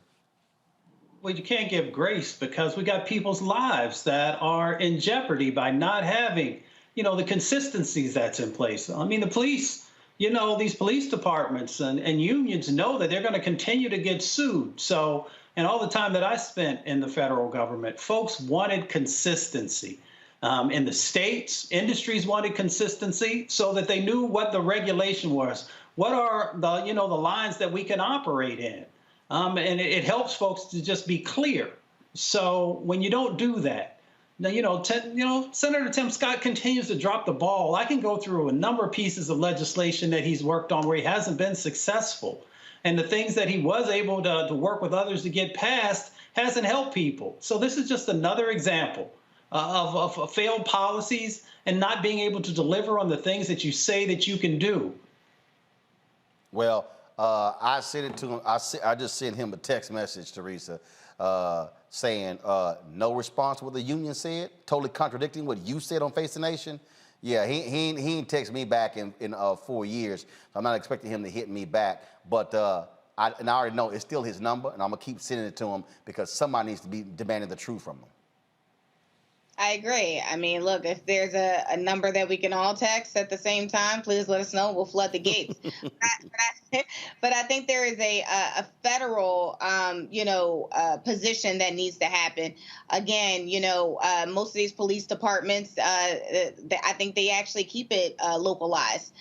They don't like to change. They're very traditional, and the way they fight crime, the way they prosecute are the ways that they love to be. And of course, I think some of the unions are very sick and tired of being sued and tired of going in arbitration. And I think they are looking for the federal government to step in and do their job. So if there isn't a federal state law or federal law that is changing how police reform happens in the city, cities and states across the country, then we are going to have these continued situations where people are, doing whatever they choose to when they become one in uniform to protect and serve. All right then, folks, gotta go to a break. We come back, our Education Matters segment. Don't forget, we also have Crazy as White People segment, and they broke ground today on the Obama Presidential Center. We'll show you some of that as well. All that coming up next on Roland Martin Unfiltered, streaming live on the Black Star Network. Download the app. All platforms, Apple phone, Android TV, Apple TV, Roku, Fire TV, Amazon Fire, Xbox, Smart TV, Samsung Smart TV, all those platforms. Download the Black Star Network app. We're trying to get to 20,000 downloads. We already passed 10,000. We're past 13,000. Tell a friend, let's get to 20,000. My goal is to have 50,000 downloads by December 31st. Let's make it happen. I'll be right back. Black women have always been essential. So now how are you going to pay us like that? And it's not just the salary. I mean, there are a whole number of issues that have to support us as women. Yeah. But that's what we deserve. That we shouldn't have to beg anybody for that. And I think that we are trying to do our best as a generation to honor the fact that we didn't come here alone and we didn't come here by accident. I always say every generation has to define for itself what it means to move the needle forward.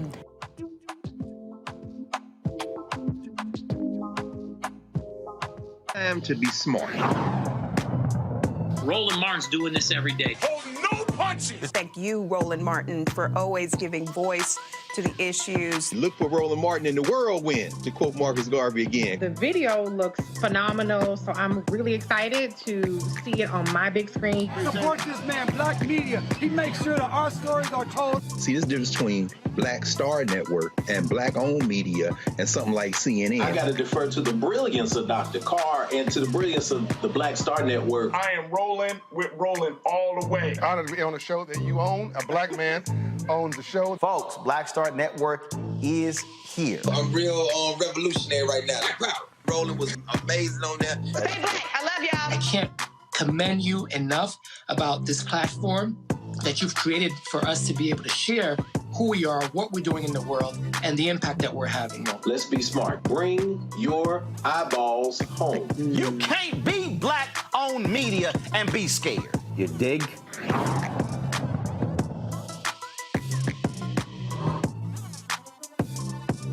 Hi, I'm El DeBarge. Hey, yo, Peace World. What's going on? It's the Love King of R&B, Raheem Devon, and you're watching Roland Martin, Unfiltered.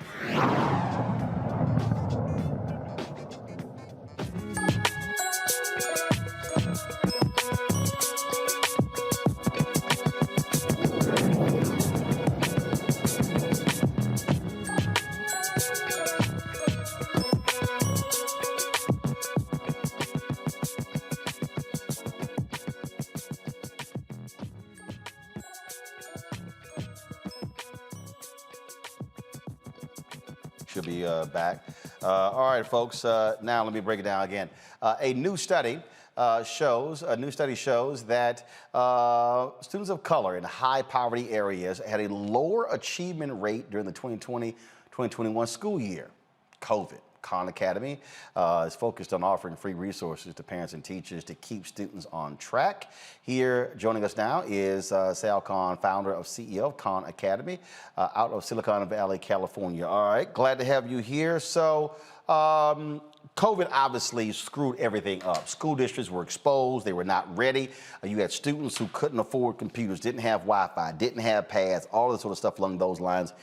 And folks were very scared, students of color falling behind. That, of course, was in the spring. Then we went to the summer. We still are being impacted this fall, this fall as well. And so we're still dealing with that. And so there are parents out there who are going, look, I'm trying to, want my child to compete, but this thing could literally hurt them on the back end when you talk about getting to your senior year, trying to apply for college and scholarships and grants along those lines.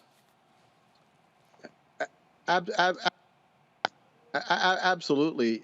We know that even before the pandemic, we had a lot of learning loss going on. People always cite the summer slide, that in summer, not only are kids not learning for 3 months, but they're forgetting the previous 3 months. And things like summer, the history shows us, was a big source of inequity because middle class, upper middle class families put their kids into enriching academic programs, while families that don't have the resources can't do that. And so you see some divergence. And that's just over 3 months.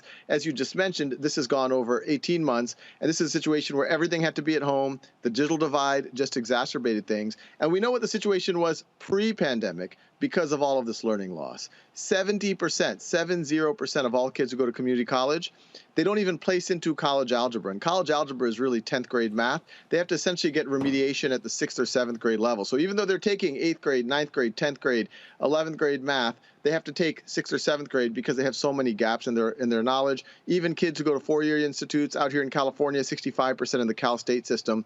And we know that the numbers are even tougher for kids from historically under-resourced communities where they didn't have as many resources and all the other supports that oftentimes more affluent families might get. And everything just got worse with the pandemic for every reason you just talked about.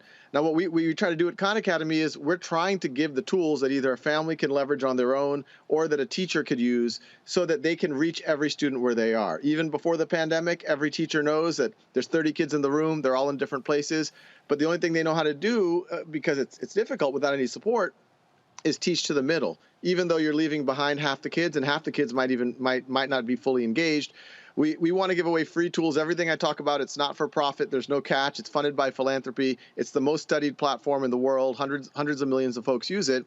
Is to, in a classroom setting, let every kid learn at their own time and pace, fill in those gaps so they have a strong foundation, move ahead, ideally accelerate. Teachers get real data to see where they can intervene. And whether or not it's happening in the classroom, families on their own can leverage Khan Academy. And not only do we have Khan Academy now, which is all free and not-for-profit, there's another effort called Schoolhouse.world, another not-for-profit, funded by philanthropy, completely free, where people can get free tutoring over Zoom. So everyone's talking about tutoring. This is free tutoring, where if your child needs help, fill in those gaps or move ahead, they can get it live. And if they want to do it at their own time and pace, they can do that on Khan Academy. And so, all right, so in terms of, and I'm going to go to my questions for my panel next. So in terms of the parents sitting out there, the parents like, I don't even know where to start. Yeah, most parents don't. So first of all, don't feel bad. I think every parent always feels like everyone else has it all figured out. I'll tell you, depending on the age of your student, if you have young kids in the pre-K through roughly first or second grade, we have Khan Academy Kids. And I want to stress, this is not an advertisement for some paid product. This is funded by philanthropy. There's 50 efficacy studies. That app, which you can get on Android or on iOS on your Apple device, it covers reading, writing, social emotional learning, and mathematics. It's highly engaging. Ideally, sit down with your child and work through it with them 20 minutes a day. We have a lot of efficacy studies that it can close the gap in as little as 6 weeks, and then they can keep going. And then for math, for third grade and over, if you get your kids on Khan Academy for even 30 minutes a day, we see efficacy study after efficacy study that even 30 minutes a week is growing the kids 30% or more. But if they're able to do it on a daily basis and really make a practice out of it, we have no doubt that they're not only going to fill in the gaps that might have been formed during the pandemic, but then they're going to be one of the strongest kids in their classroom. Questions first, Teresa. Yeah, there's something else that you want parents to know that they already don't know. Things, I think it's that not the school system is doing in many cases the best it can, but it has so many things it's stretched thin. And so I think, for parents, and I do think the pandemic did make a lot of parents realize this, because they had to be the teaching assistant. They had to be with their kids at home and try to help them submit the assignments and all of that, is that you in order for your child not to fall through the cracks, because every school district can't meet the needs of every student personally, that's where using these types of supports like Khan Academy or Schoolhouse.world, and I'll say it again because people are skeptical. They think that something that's free, there must be a catch, that someone's going to charge them or something's going to happen to it, or maybe it's not as good as a thing that I see ads for on TV. But the reality is there's more efficacy studies here. It's more robust, and it's being used already in school systems around the world. So parents should try it out, and it's very usable for students to engage. If you talk to students who are a little bit older, I'm guessing they're already using it. So this could actually be a point of engagement where the parents can talk to your child about it, say, hey, why don't you do 20 minutes a day, keep working on it. Also, if parents are really up for it, to start learn on the platform themselves, it helps you engage with what your students are doing that much better. Thank you. Mustafa? Brother Khan, thank you, first of all. As we get to the end of this decade and you look back, what would you like to have seen the Khan Academy be able to accomplish? Well, our mission statement is free world-class education for anyone, anywhere. And then I oftentimes add the parenthetical, and we're serious about it. And the way that I imagine doing that is, there's kids who hopefully are going to a reasonably well-resourced school with good teachers. We want to raise the ceiling there, allow for the personalization, allow for the fact that even if kids come in with unfinished learning, they can finish that learning.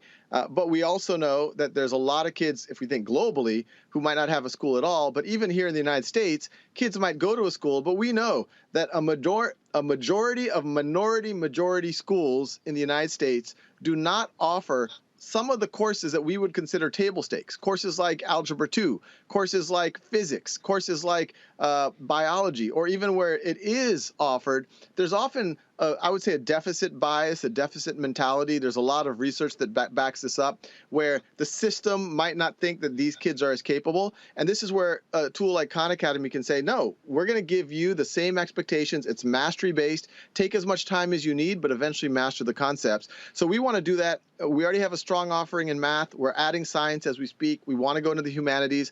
And we also want to start connecting that with actual opportunity, with actual credit. We're actually talking to Howard University right now about a college algebra course that we can bring into Title I high schools, because as we said, 70% of all kids, when they get to community college, they don't even place into college algebra, much less getting credit for it. Imagine if all kids could get credit for college algebra before they're even allowed to drop out of high school, and they've actually mastered the material. And if they don't master it at the end of that course, they keep working on it until the point that they master it. It's not a situation where you get a C and you get called a C student the rest of your life. If you're at an 80%, keep working on it so you can eventually get mastery. And so I'm hoping that is something that it's mainstream in the next 5, 10 years. And I think this tutoring program is going to be really interesting because we're already seeing a lot of people benefiting from the tutoring. They're finding that this free tutoring on schoolhouse.world is better than things that they might have even been able to pay for. And the way that we motivate the tutors is we say, and some of these tutors are high school students and college students, is we say, if you can tutor algebra or biology or statistics, we're going to find opportunities for you. We're going to help you get into college. If you're a college admissions officer, wouldn't you want to admit the kid who's a great tutor in algebra or a great tutor in biology? And that should also be a pathway to job opportunity, so it's not gated by where you go to college. Lamisha. Awesome, and thanks for being here. You are speaking my language as somebody who has worked in education leadership at the K through 12 level as well as at the community college level.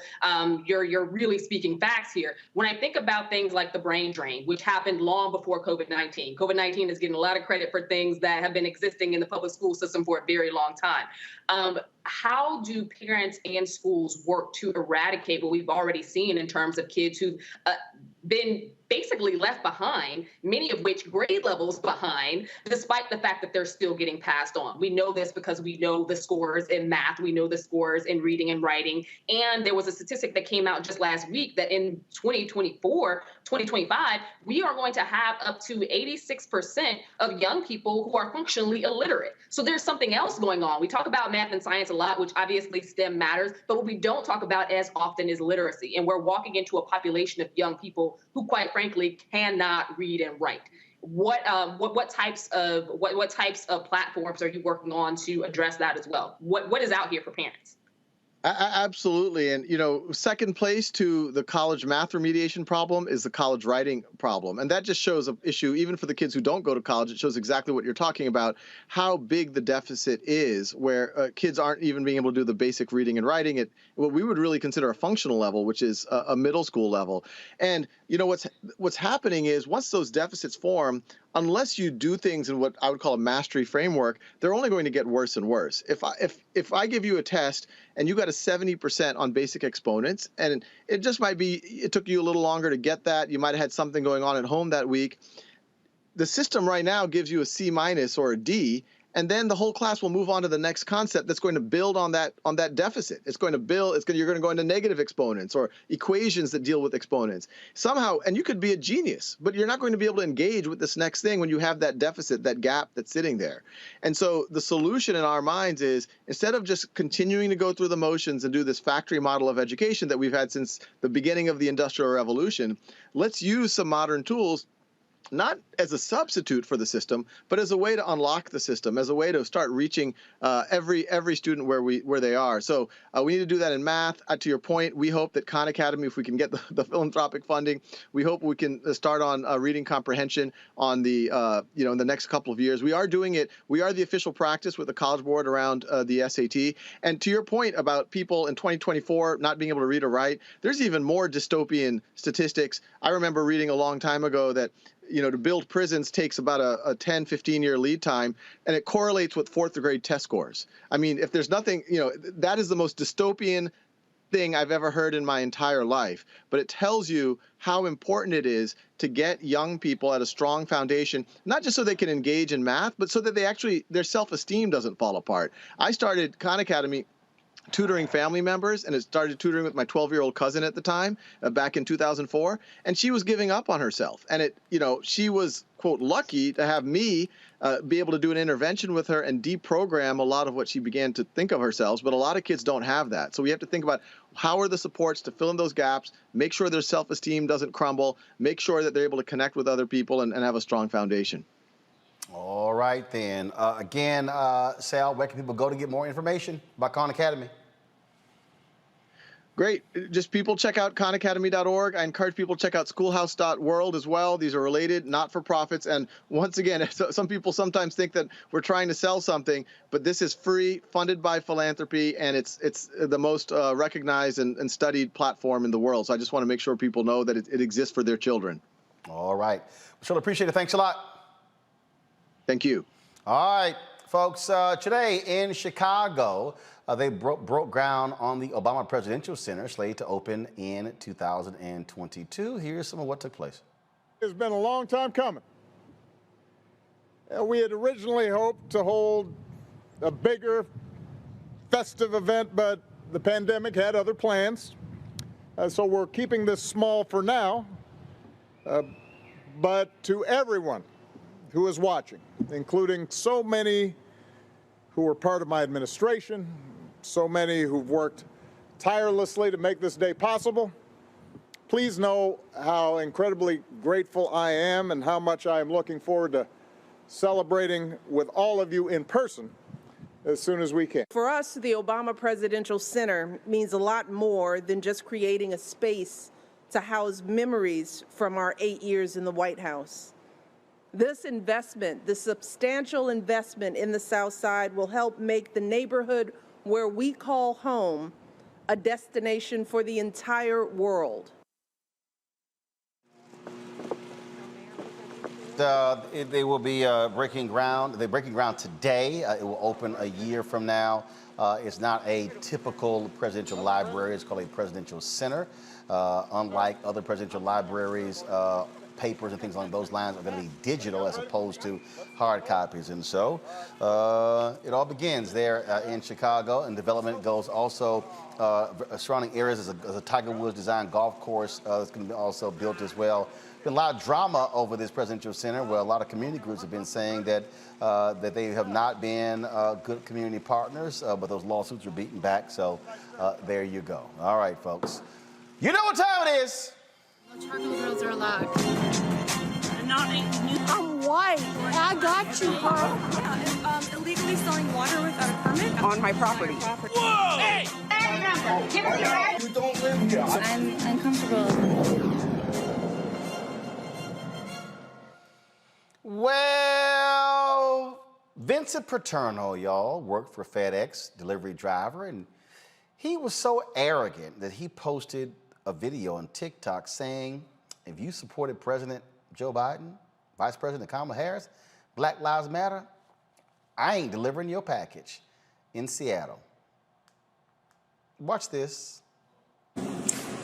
What's up, TikTok? Just wanted to come on here and let all you know, if you don't have a flag in front of your house, and if you have a Joe Biden Kamala fucking camel toe posted up in front of your house, Black Lives Matter,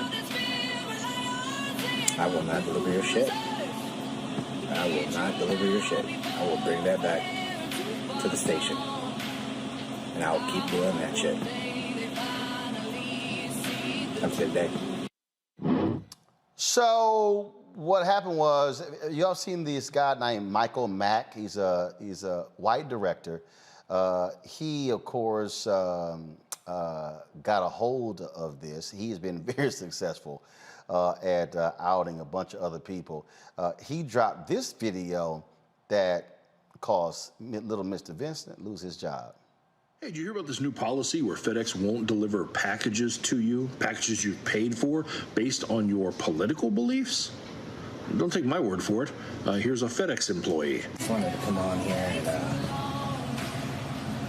let all you know, if you don't have a flag in front of your house, and if you have a Joe Biden Kamala fucking camel toe posted up in front of your house, Black Lives Matter, I will not deliver your shit. I will not deliver your shit. I will bring that back to the station. And I'll keep doing that shit. Really?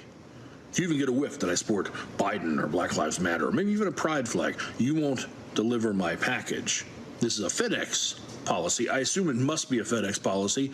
You're in the uniform making these statements, because if this isn't a policy that FedEx has, this is a really odd way to quit your job. Vincent, Mr. Worldwide Paterno of Oak Harbor, Washington. But maybe the goal of this is to quit your job. I don't know that you're necessarily that happy working at FedEx. I mean, after all, your Facebook tells everyone you've been self-employed since 2016, and I'm pretty sure you don't own FedEx. So we can go ahead and let FedEx know how you feel. Maybe also the people in your neighborhood or in your life that know you can also know, in case they didn't already. I'm going to help you get your message out there. Vincent. I really like this guy, Michael Mack. We got to get him on the show, y'all, because he's done this a number of times, Amisha, where he's done these videos outing white supremacists and others, and then huge following of his on TikTok and social media as well. And he actually engaged in a back and forth with this guy, and he said, "Yeah, you got a few followers, but I've got more." Vincent no longer has a job. As he shouldn't. Roland, watching that, this is not only a very bold, indignant, and ignorant man, but he was bold enough to record this, put it on one of the largest platforms he possibly could, go against everything that he basically signed up to do as a FedEx employee. You can't decide who you're going to drop off packages to and who you're not based on political affiliation, religious affiliation, race, or anything else. You are paid to do a service, so you do said service. But he did it. His name was revealed. His face was out there. There was a time when people were ignorant behind avatars and all types of other things, used false names. This guy clearly didn't care. Graduated high school in 1999, according to that Facebook profile. The self-employed probably means was unemployed up until he had that FedEx position. He did all of this and is now going to possibly be collecting a check from the government and waiting for his next situation to roll through. Okay, I'm going to show you how even more stupid he is. So Michael Mack did a second video. Okay, you want to trip? You thought that was crazy? Watch this one. Usually, when someone receives the rap on the knuckles that is one of my videos, the response is to change their tune pretty quickly, or at the very least, shut the fuck up. And then there's Vincent. Like I said, I'm not going to deliver any fucking Biden supporters nor Black Lives Matter shit. And all these people right here. Look at all this. Y'all didn't get your shit today. Oh, and on top of that, my boss hit me up today and said, "Hey, how come you didn't deliver 40 stops?" And I said, "Because they're fucking Biden supporters." And he said, "Hey, you know that's going to cost you your monthly bonus. $600? I lose a bonus? Who cares? Standing up for what's right. But if y'all want to show some love, my link is in the bio." We're such a piece of shit. You know, your wife messaged me to tell me how she and your children do not agree with you, how she begged you not to post this. Now you've posted a second time, and she's getting threats, which, by the way, if you've contacted his family and threatened them, you're no better than he is. 40 stops. 40 customers who did not receive the service that they paid for. You get that video prepared for when you lose your job? Because you are. I've already had some pretty high people in FedEx reach out to me. It's coming. And then you'll be there. "Won't happen, guys. Lost my job for doing the right thing. Can you help me?" No, that's not going to happen. See, the first step was your job because you're abusing your position and harming customers. Next, when you ask for that money, I take all that too. PayPal, Venmo, Cash App, GoFundMe. Whatever route you try, I'm going to take it. And I know you probably think you're safe because you blocked me on TikTok and on Instagram after you left this comment and tried to paint this picture like, oh, medical supplies. Yeah, no, I see all of this. There is nothing you will do I won't hear about. So if your objective was to have like 30 seconds of fame for being really shitty on the internet, you can have that. Anything else? No. You done messed up, Aaron. I love it. He's like, "You want this smoke? I got you." I'm confused, Roland, though. Why was the bonus the only issue that his supervisor had with it? Okay, well, we'll take your bonus away. This was a right. Okay, they should have fired him and the manager. Mustafa?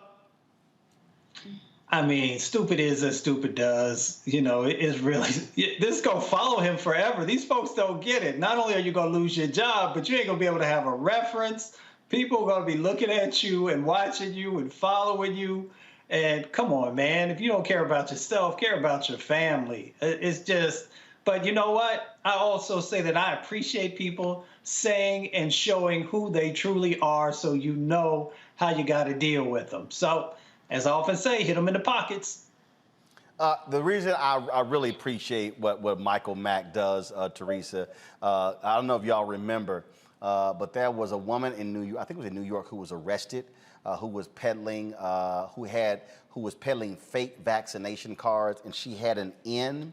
She was paying somebody who was with the New York system, and they were putting the information in the database. Well, he actually hit the woman on Instagram. She responded.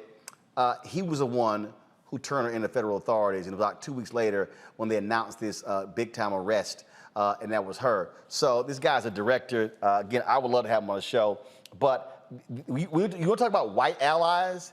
This is a guy who uses his platform to go after white supremacists, to go after racists. He exposes them, and he's killing it. I started following him on Twitter. He's absolutely hilarious. I love that whole Orson Welles look and style.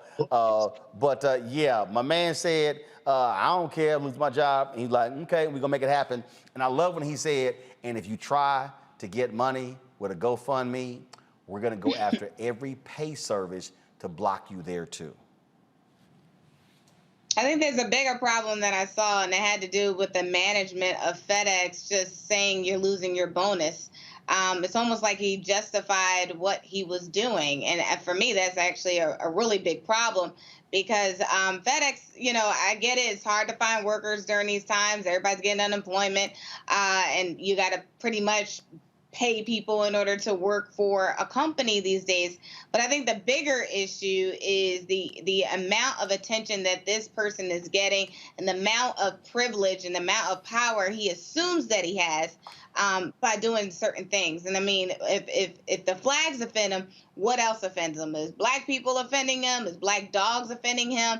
And what next will he do while in this position and feeling like anything that he does, he can get away with? So I have a bigger problem with corporate, and I think they need to address it. Yeah, and in fact, we should have had to wait for corporate. The manager should have said, you're gone. Mm-hmm. You're gone. You're done. It's toast. But you don't necessarily have folks who have that sort of courage, and so that's exactly what you saw take place there. So, all right, folks, real quick here, National Inventors Hall of Fame inducts 2 black women for the first time in history. The late ophthalmologist Patricia Bath and engineer Marion Croak will be part of the 2022 class.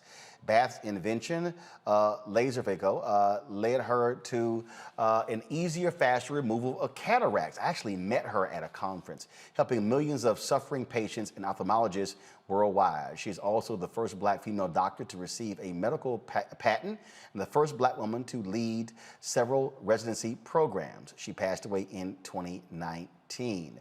Croak is responsible for more than 200 patents, and leads Google's Research Center for Responsible AI and Human-Centered Technology. Her voice-over internet protocol is the key to today's audio and video conferencing. Croak and her team created a text-to-donate system that aided victims of Hurricane Katrina and the 2010 earthquake in Haiti. So certainly congratulations to those 2 sisters. And like I said, I was at a conference. It was in New York. It was the culture.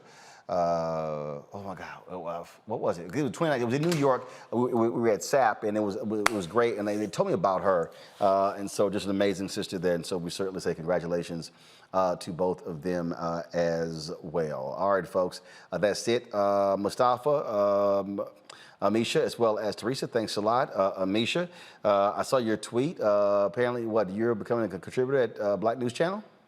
Yes, sir. All right. Well, hopefully you made sure to put in there that there's a carve out. You can still do our show. Absolutely. I made them aware of that before anything was sealed. It's like I have to be able to do Roland Martin. There you go. That's what I'm talking about. Amisha, I appreciate it. Congratulations. Thank you so very much, folks. Tomorrow, I am going to be broadcasting from University of Texas at Arlington. So I'm going to be speaking. I think this is, I'm trying to think, is this my first? Well, no, I was at Fisk University, of course, for the fellowship, but have not spoken in a speech on one of the college campus in a very long time. We're going to be at UTA tomorrow, and so looking forward to that.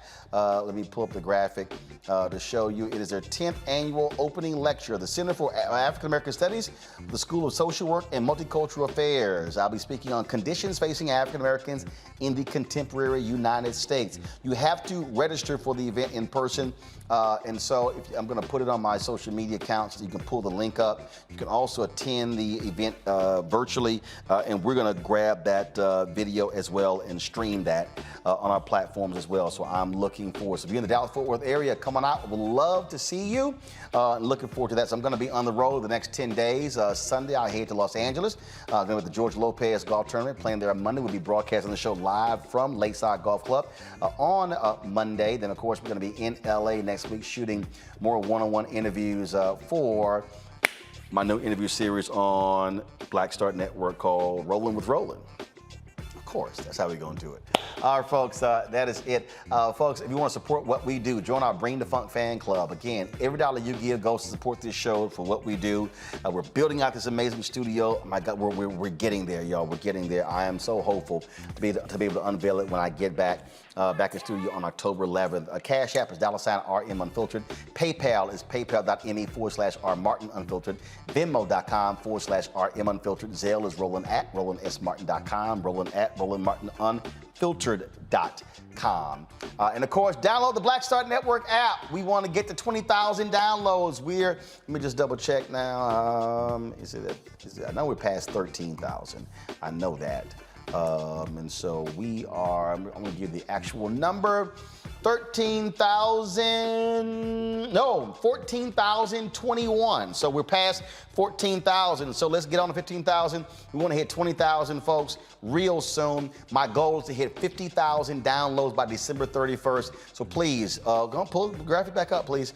Go out, download on your Apple, on your iPhone, on your Android phone, Android TV, Roku device, Amazon Fire TV, Amazon Fire Stick, Xbox One, and the Samsung Smart TV. We're on all of those platforms. And man, cannot wait for us to keep building that. And hopefully I can soon unveil the other shows that we're going to have on Black Star Network. Folks, that is it. I appreciate all of you being with us. I will see you tomorrow from Texas. Roland Martin Unfiltered on the Black Star Network. Holla!